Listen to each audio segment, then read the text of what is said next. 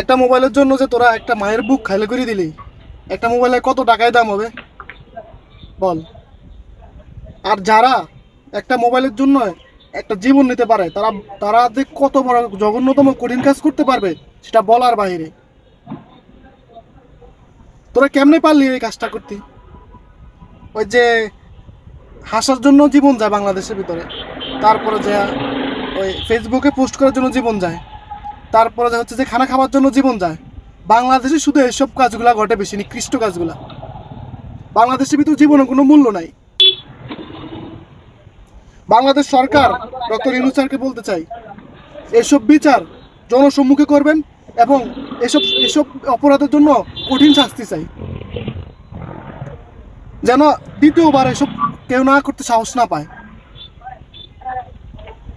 বিশ্বের দরবারে আমরা বাংলাদেশের পরিচয় দিতে লজ্জাবোধ করি। শুধু দেশ না, বিদেশের ভিতরে এরকম অনেক ঘটনা ঘটে।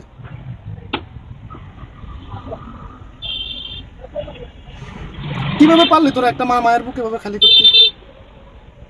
সাথে দেখলাম যে নীল শার্ট, যখন তারা চিন্তা করে যখন নিয়ে যেতেছিল, একটা নীল শার্ট লুঙ্গি পরা একটা মানুষ, মানে দেখো তারা চলে যেতেছে। মানে আপনারে মায়ের রাস্তার সামনে সবাই রাখবে, প্রতিবাদ করার কেউ নাই, সবাই শুধু দেখবে। এটা হচ্ছে আমাদের বাংলাদেশ, সোনার বাংলাদেশ।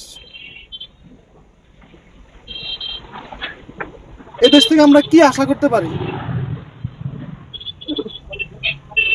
সরকারের কাছে আমার বিনীতভাবে অনুরোধ, এসব অপরাধের জন্য কঠিন শাস্তি চাই, জনসম্মুখে এসব শাস্তি চাই। এসব জিনিসের প্রতিবাদ না হলে তারা আরো কঠিন কাজ করতে পারবে। একটা মোবাইলের জন্য যারা এই কাজটা যে করতে পারছে, তারা আরো কঠিন কাজ করতে পারবে।